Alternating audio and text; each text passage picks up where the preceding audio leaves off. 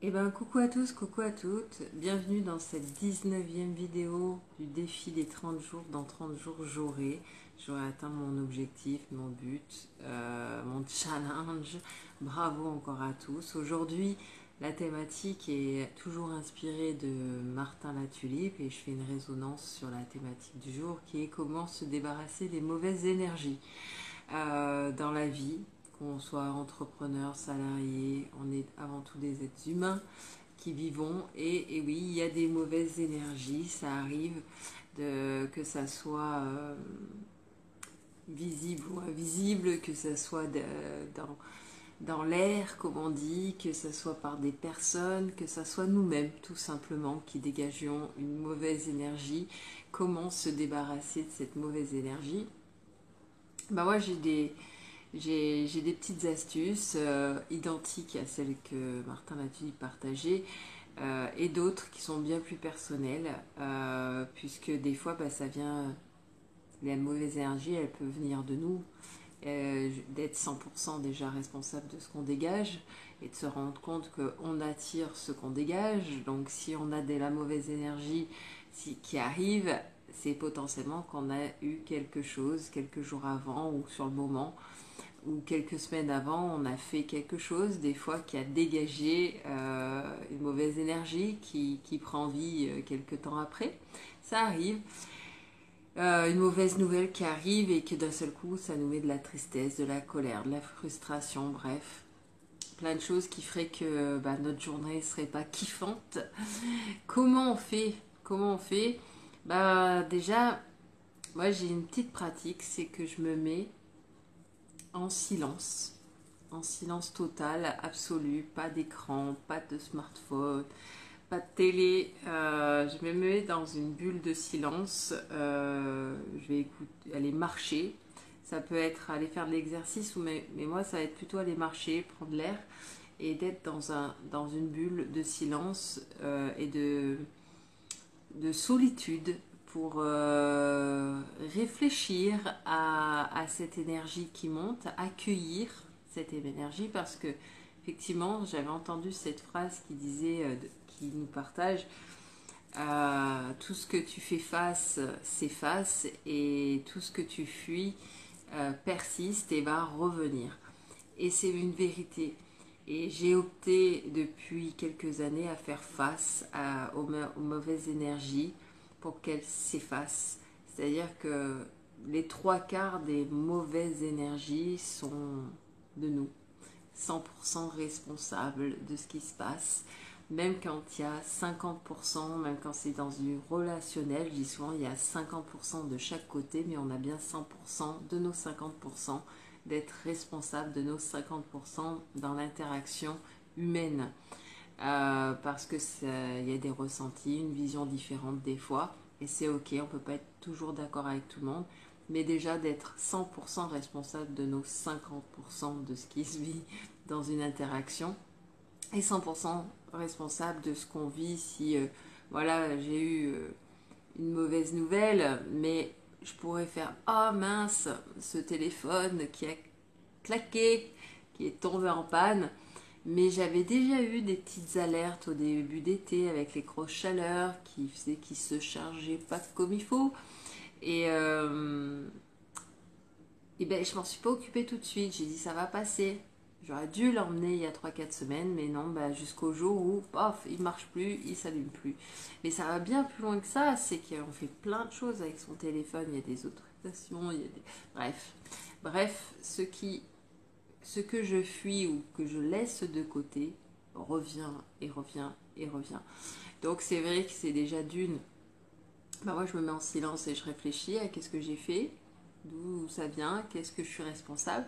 De deux, qu'est-ce que j'ai pas fait, qu'est-ce que j'ai laissé au lendemain qui va prendre fruit dans quelques temps, c'est-à-dire que quel est le truc que j'aurais dû m'occuper maintenant et que j'ai mis de côté en me disant non mais ça peut attendre, ça peut attendre, ça peut attendre, mais le jour où je m'en occupe, c'est trop tard.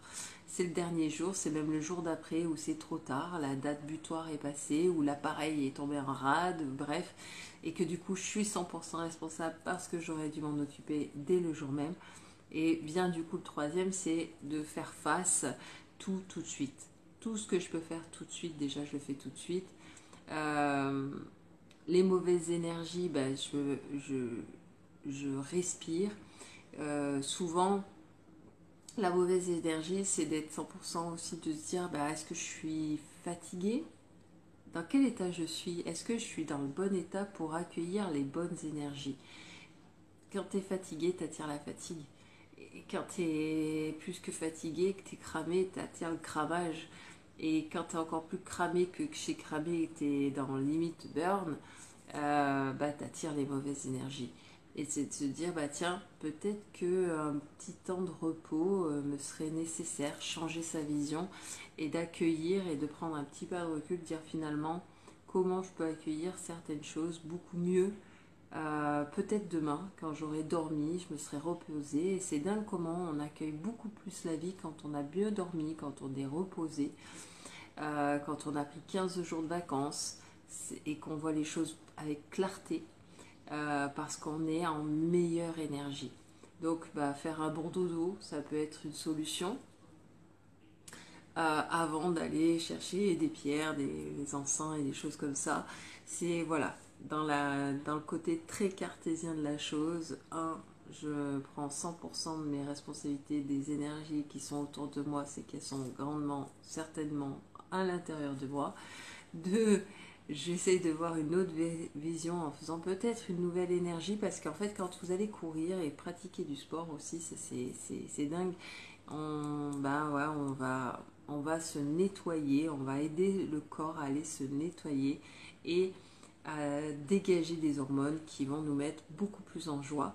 Le rire, la rigolothérapie, c'est kiffance, c'est-à-dire on se met à se marrer, à rigoler. Le smiley aussi, d'essayer que même si à l'intérieur c'est tout down et qu'on fait la gueule, d'essayer d'afficher au début un sourire un peu forcé, mais qui date d'imaginer qu'on est un ensemble de smiley. Ça fonctionne aussi. Celle qui marche le plus, pour ma part, c'est le moment de silence, de déconnexion totale avec tout le reste du monde et d'essayer de faire voilà, un peu d'exercice, du repos et d'essayer d'avoir je dis bien d'essayer parce que chacun fait ce qu'il peut avec les moyens qu'il a au moment où il est et que bah, c'est pas toujours évident quand on est bien fatigué, c'est pas là où on prend les meilleures décisions aussi. C'est pas parce que justement il y a des mauvaises énergies, donc reposez-vous, laissez passer une nuit. Ce qui est fait, vous ne le changerez pas, on ne peut que améliorer notre présent ou nos futurs. Donc voilà, j'ai tout dit pour ce soir, je vous souhaite une belle soirée de repos pour des meilleures énergies demain. Et puis il y a une pratique aussi, c'est la gratitude, d'être en gratitude. J'aime ça, c'est-à-dire que quand je suis vraiment down dans mon mental avec celui-là, et ben je me dis, bah tiens, en fait j'ai une gratitude à ma santé, j'ai une gratitude à mes amis, j'ai une gratitude à mon travail, j'ai une gratitude, et c'est vrai, je me rends compte, même sur des mini-choses, j'ai une gratitude parce que tout est ok, tout est parfait, tout est bon en fait. Et là, c'est topissime. J'en ai une autre de pratique de comment, parce que dans le kiffance de la vie, c'est sûr qu'il y a une multitude de choses qui font qu'il n'y a pas beaucoup de mauvaise énergie. Porter des couleurs. Alors vous allez dire pourquoi elle est habillée. C'était une journée habillée en noir aujourd'hui. Je rappelle que je suis tricologue, hein, coiffeuse, tricologue, spécialiste, expert aussi spécialiste dans tout ce qui est pathologie, maladie du cuir chevelu et du cheveu. Et quand tu es coiffeuse, tu t'habilles en noir. C'est comme ça. Mais sinon, mettez de la couleur aussi, la colothérapie, de mettre de la couleur. Potentiellement, même c'est sûr, ça vous apportera de la joie. Et une dernière des pratiques que je pratique depuis 10 ans, c'est chanter pour le plus grand bonheur de mes voisins qui entendent la Castafiore du matin au soir. Voilà, plein de choses comme ça qui sont très terre à terre, qui mettent de la joie, qui font rire parce que potentiellement quand tu chantes faux, t'attires la rigolothérapie et tu rigoles et tu te pars bien et ça fait beaucoup de bien, ça fait vraiment des choses dans le corps et ça fait dégager des choses mauvaises. Voilà. Et ça fait surtout, ça empêche surtout ce petit mental de faire la mobilette. Voilà. Un conseil aussi qui pourrait être sympa, et je terminerai là-dessus. Prenez ce qui est là-dedans, là, votre petit cerveau, votre petit mental, qui vous fait la mobilette. Vous ouvrez votre congélateur, votre frigo, vous le mettez dedans et vous lui dites demain, je te reviendrai te chercher. Pendant ce temps, faites dodo, lisez. Ah si, il y en a encore une. 60% des gens qui... non, c'est pas 60%, je le redis comme ça. C'est les gens qui lisent réduisent jusqu'à 60% leur taux d'anxiété et de stress. Mauvaise énergie ça. Eh ben, lisez. Voilà, une page, deux pages, un petit texte. Potentiellement, vous allez réduire votre taux de stress. Belle soirée.